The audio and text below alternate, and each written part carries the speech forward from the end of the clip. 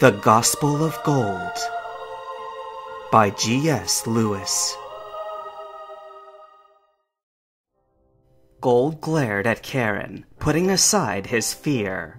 Perhaps she'd once had a decent soul with a working moral compass, but she had long since sold it away. It was a travesty that so many people like her got to be in charge. "No," he said firmly. "I will not sacrifice myself to you. Understand? You get nothing!" Karen's response was subtle, but unmistakable to anyone who watched for it. Her breath became labored, and Gold could see her gloved fingers start to tremble. Perhaps her calculations for this moment had taken a refusal into account, but the simple way he had said it and the words he had chosen did indeed seem to have thrown her off balance. "Sacrifice?" she asked, masking her indignation as confusion at a supposed misunderstanding. "Who said anything about that?" Chuck gripped hold of his sliding door. "Good night, Karen." "Not so fast." In a flash, Karen stuck one foot in the door, preventing further closing of the screen. Chuck easily could have overpowered her, but instead, he looked back up, and this time, there was a smoldering rage in his eyes. Karen burned with her own black anger, but it was vain by comparison. This wasn't like last time, when the gym leader at hand was a cowed subordinate with a Pokemon-type disadvantage. This time, she was defied by one who had the advantage, even if his Pokemon were less experienced.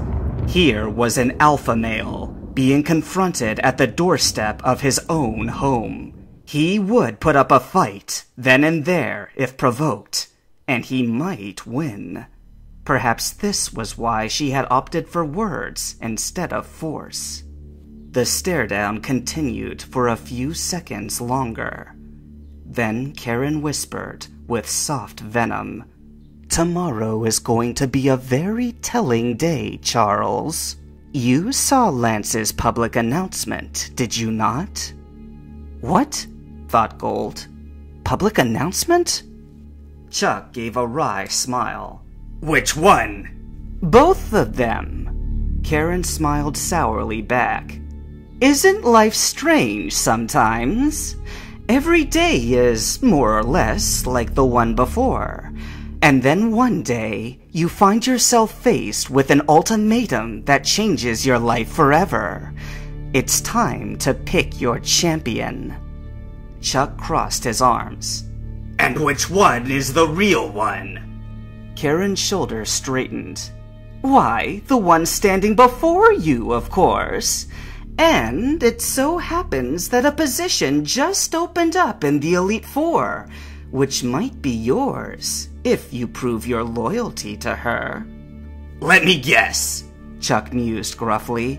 "Fighting-type specialist." "You catch on quick. I like that." Karen's face was predatory. "All I require is Bruno's location." Chuck frowned. "I don't know where he is." "That's unfortunate. But didn't you two train together for years?" Karen pressed him. "Surely you have some idea of where he could be. Just give me your best guess, and Will and I can take it from there." At that, Gold thought he detected Chuck's face go slightly more pale. "Will is here too?" "He's around," said Karen casually. Gold followed the underlying implications of the conversation as best he could.